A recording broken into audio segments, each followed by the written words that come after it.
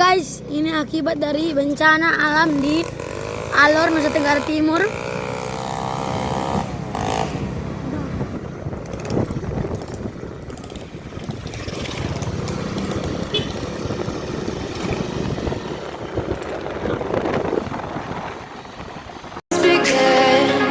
Just start again.